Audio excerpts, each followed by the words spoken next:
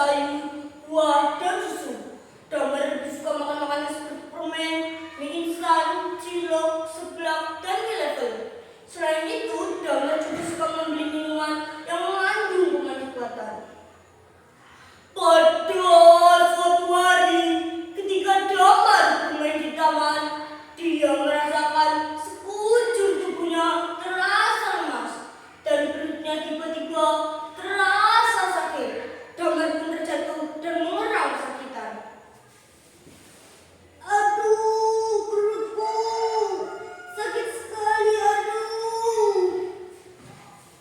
Namun tak ada satu orang pun yang mendengar rintihan Damar.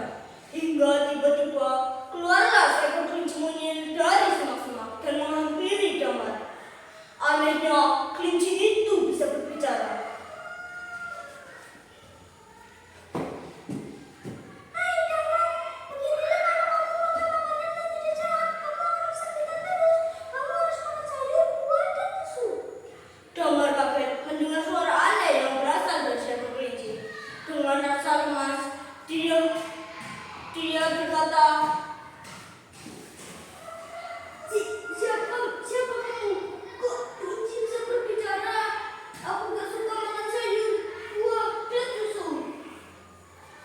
Dengan tubuh lemas dan rasa takut, Damar pun berjalan menuju rumahnya.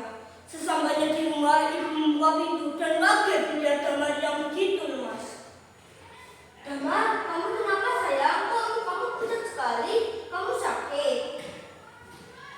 Iya, Bu.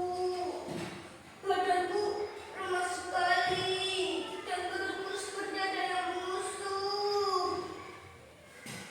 Ibunya lalu menuntun Damar ke kamar untuk beristirahat. Sambil mengoleskan minyak kayu putih, ibunya lalu meraih Damar untuk makan. Damar sayang, kamu makan dulu ya. Setelah itu minum obat agar kamu cepat sembuh. Gak mau, Bu. Aku gak mau makan. Ibunya dengan lemah lembut membelai rambut Damar hingga tertidur. Dalam tidurnya, Damar bermimpi semua makanan kesukaannya dan dia pun ingin sekali melahapnya. Ketika Damar ingin memakannya, mie level berubah menjadi monster raksasa yang menyeramkan.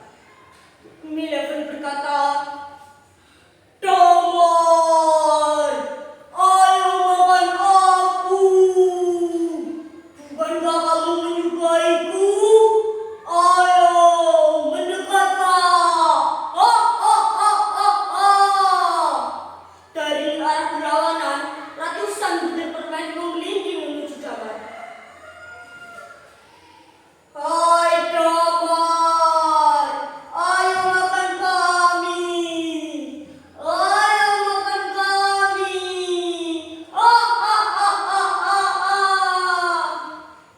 Damar berlari ketakutan. Tolong, tolong, jerit Damar meminta tolong. Datanglah seekor kelinci monyet yang pernah menemui Damar untuk menyelamatkan Damar. Kelinci itu melemparkan wortel ke arah Damar. Dimakanlah wortel itu untuk pertama kalinya. Nyam, nyam, nyam, nyam. Wortel itu terasa manis dan enak di mulut Damar. Wah, ternyata wortel itu manis. Tak hanya wortel, kelinci itu juga melemparkan Damar buah-buahan dan susu. Setelah memakan sayuran dan buah-buahan, tiba-tiba tubuh Damar terasa kuat sekali. Damar pun berusaha melawan monster-monster itu dan berhasil mengalahkannya. Namun ketika Damar ingin berterima kasih kepada kelinci itu, suara ibu memanggilnya. Damar, Damar, saya terdengar suara ibu memanggilnya. Damar membuka mata dan langsung memeluk ibunya. Maafkan Damar, Bu. Selama ini Damar makan makanan yang tidak sehat. Sekarang Damar ingin makan sayur, buah, dan susu. Ibunda Damar terkejut melihat anaknya berubah, namun segera mengambilkan makanan dan menyuapi Damar. Setelah makan, tubuh Damar terasa kuat dan tidak lemas lagi. Teman-temanku yang berbahagia, demikian jadi cerita tentang Damar dan kelinci ajaib. Kita bisa menyimpulkan bahwa kita